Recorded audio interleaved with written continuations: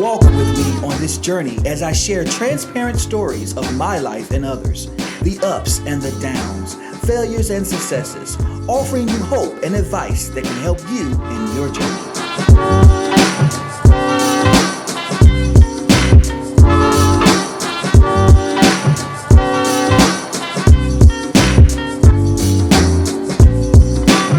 So join me on this journey walk where you will be encouraged, be motivated, and be inspired. This is The Journey with James.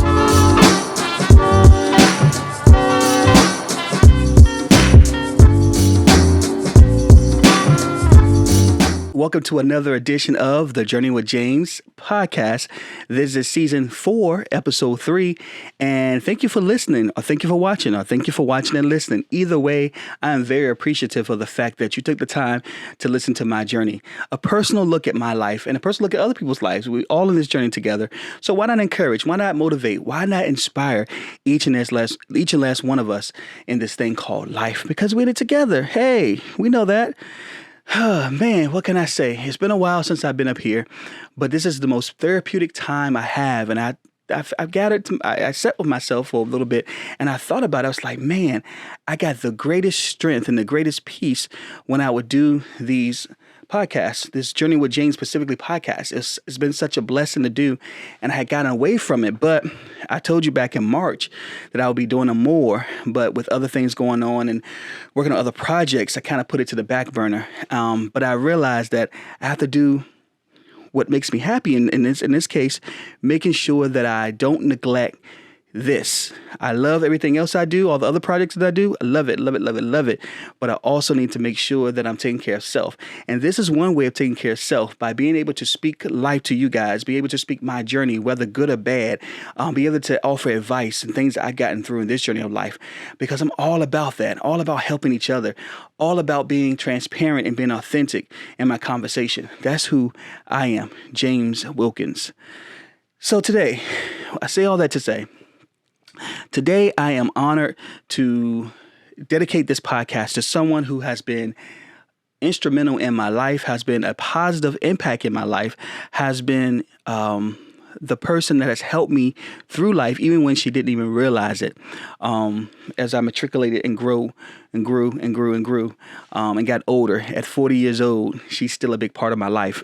I'm talking about none other than someone who loved her students, love to educate them, and not only educate them, but to build up their confidence, build up their strength, build up their self-esteem. And I'm talking about my professor from Norfolk State University when I got my bachelor's from Miss, I'm sorry, not Miss, how dare I say Miss? She is a Miss, however, she's Dr.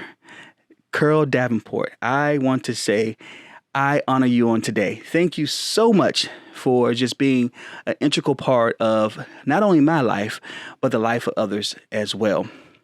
Now, I wanted to honor her today because even I remember a few weeks ago, she called me up, or I called her up, and she wanted to know, hey, she wanted to know some things, some personal things that she had gathered. And she asked me the question, and she was just straight up. That's one thing about her. She's going to be a mommy, and she's going to ask the question straight up. And you got a choice to be honest or you whatever. And so I was honest with her and letting her know what was going on. And she was like, I felt that, I knew it and all this stuff. And she, in that moment, despite anything I may have done wrong or even right, if that matter, she was able to instill positiveness in me. She was able to encourage me. She was able to inspire me. She was able to give me wisdom and advice. And I thought it was just so phenomenal. It just touched my heart so much. Now, let me tell you, it's now 2023. I had her class, an English class. I had 2 of her classes, actually. Had her for English first. And then I think in my senior year at Norfolk State, I had her for cultural studies class. Was a graduate level class. And so in English, I think it was my freshman, sophomore year, I'm not even sure, but it had to been like 2003, 2004 when I had her class. I remember being in her class and the first thing I thought, okay, we're going to write a lot of papers. It's going to be a lot of that going on. But that first day she changed my life, just to hear her syllabus, to her speak about her syllabus, speak about her objective, her theme for the classroom. I was intrigued. I was like, wow, she wants us to write not only write, but she wanted us to write a memoir of our lives.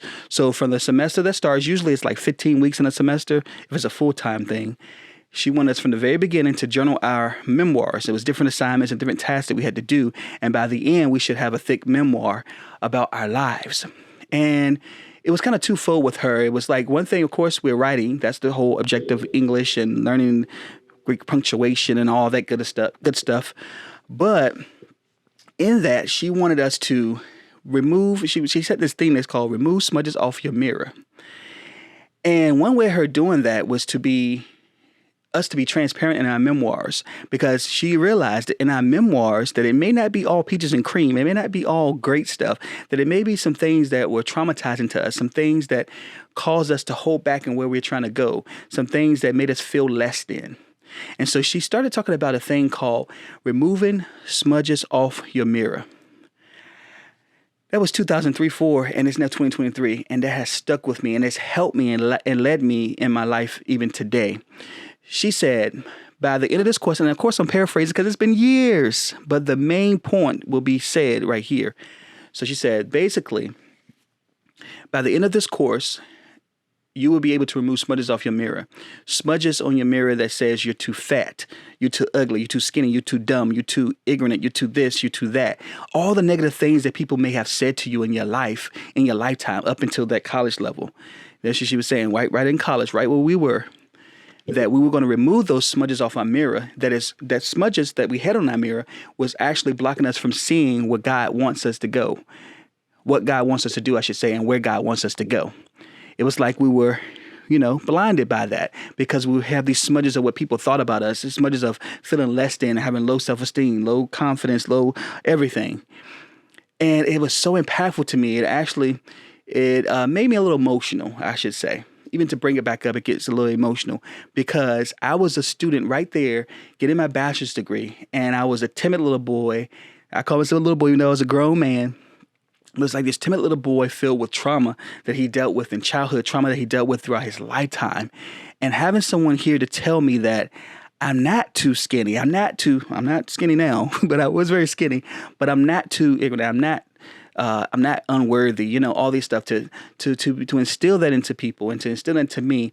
It made a difference, and it made me happier. It made me more confident. It made me realize that I could truly do all things through Christ, which strengthens me. And that's one thing I liked about Dr. Davenport. She had no problems with letting people know that she's a Christian and that she loves God, And, you have to be careful with that. They always want to be politically correct in some of these places.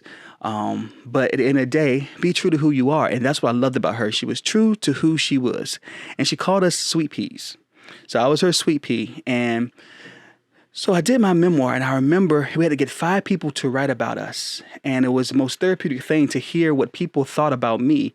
Not only just my family, we had to pick friends, we had to pick employees that we work with, and all those kind of things. And I got very, very good good feedback. On one particular person that I really was fond of was someone that I called a father. He came in my life at about 16 years old. And I remember him so well because he was in my life even at that point. But he came in my life at 16 years old, and he asked me, actually I was 15 going on 16. And I remember him asking me the question, and I share this story because it's a part of the memoir that Dr. Davenport had me do. He asked me the question, do I play basketball? So I guess he's trying to do small talks, try to get conversation or whatever. And I was sitting with my grandmother, so I didn't really know him, but I answered like, no, I didn't play basketball. So as the weeks gone, as the weeks kept going, he kept on talking to me. Every week he found it in his heart to say something to me, to have a conversation with me. And so one particular time, I was about to turn 16. Either I was already 16. I was like a few months after 16. And he tapped me on my shoulder and he was like, so how old are you? And I told him, and he's like, so you're getting a job? And in that very moment, and I've shared this story so many times, but it's so impactful. I think it will bless you guys. But I was so negative, and I had been around negativity so much that I was like, no, and I don't think I can get one. At 16, I'm saying that I had no confidence in enough to know that I could get a job. Okay.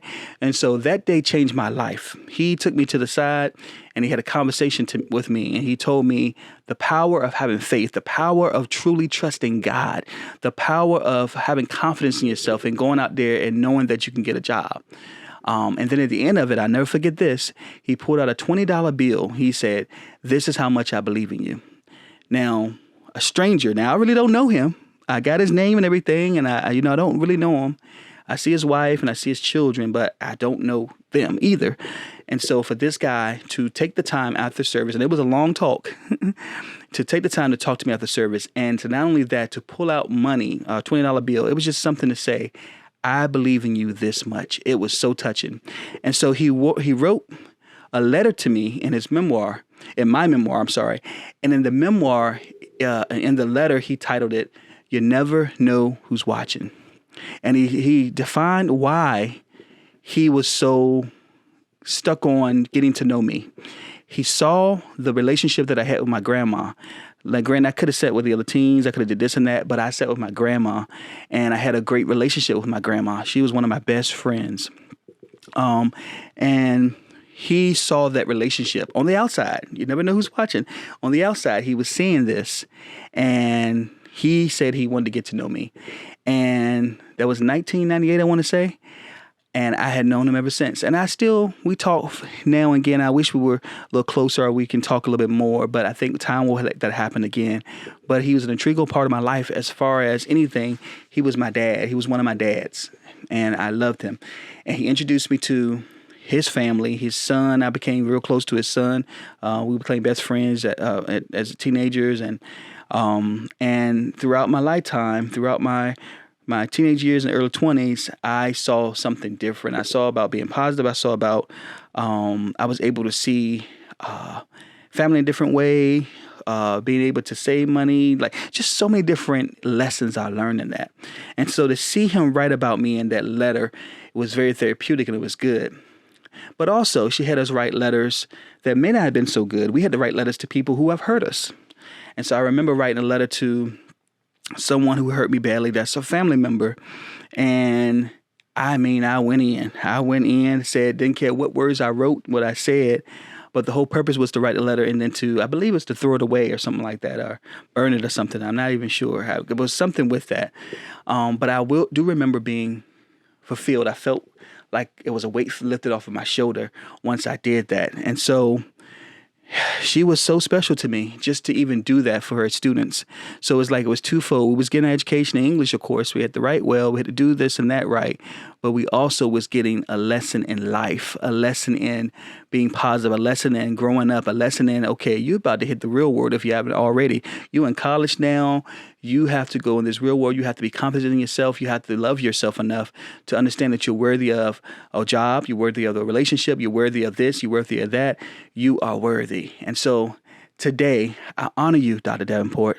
I honor you with all of me because you took the time and answered God's calling to help so many people. And I know I'm not the only one because we had a chance to meet. She asked me to put this together. A couple of people met at the restaurant that know her. And now I am terrible at planning that kind of stuff. So we got some people there, some students there, and it was a special time. And I've been a lot of people, but a lot of people did respond that they couldn't make it and different things like that because it was the time, it was lunchtime, it was a work week, a work day or whatever. But the great things that people had to say about her is phenomenal. She is everybody's mama. I'm going to tell you, she's everybody's mama. And so she instilled in us in that. And so listen to the students' reports, testimonies that they had with her was so phenomenal. Sitting at the table, eating with her and hearing the stories, hearing the students and the love that they have for her and how it impacted them even today. It was just phenomenal. And she told me, she said, yeah, I want to see the babies. She was talking about my sons. She had followed me on my social media from the day I had my ex-wife had my first son, second son. I always had pictures of my kids all the time. I kind of narrowed that down a little bit. I didn't want to put too much on social media anymore, but I had a lot of pictures of them growing up and different things like that. And she followed all of that. And she was like, I need to see the babies because she practically watched them grow up. And so she got to meet my boys. James Jr., Jaden Christopher, and it was just a great time. It was a great time. It felt great. It was nice to see her. She came down to see us. She came down for family, but she also wanted to see us, and it was just a great thing. So here's some pictures that you probably haven't seen. Here's some pictures of us here at the restaurant. We went to Olive Garden and just had some soup salad and all that kind of stuff, and just a meal just to enjoy. The biggest thing that we had there was just enjoying one another. We were filled. We basically were full of basically the stories, the love, the conversation, more so than the food. It mattered so much. So again, thank you very much, Dr. Davenport, for being an integral part of my life, for being that person that I can say to myself that God really ordained her to help her students. Because a lot of times when we go to these schools like college and everything, we are stressed, of course.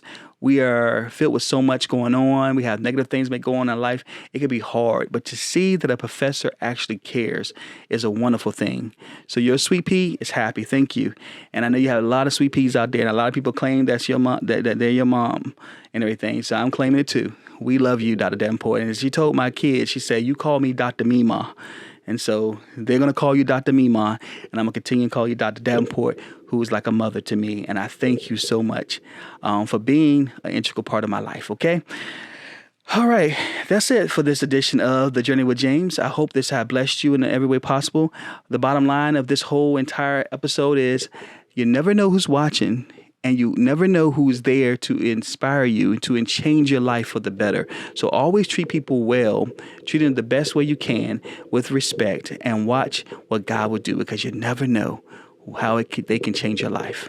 So God bless you guys. Be encouraged, you guys. Understand that everything's all right and that you can remove smudges off your mirror as well. That you're not too all those. You can put anything in that blank. People say you're too what? Any negative thing they say about you, you're not that. Understand you're not that. Let's remove those smudges off our mirror so we can get it clear. Get that Windex and wipe them smudges off. Get them smudges off and let that Windex, now I tell you, it will shine a mirror. It will shine that glass real good. So you go ahead and you wipe them smudges off so you can see clearly what God has for you and the destiny he has for your life, okay? God bless you guys. Take care and join me again on another edition of The Journey with James. And check me out on journeywithjames.net. Take care and God bless.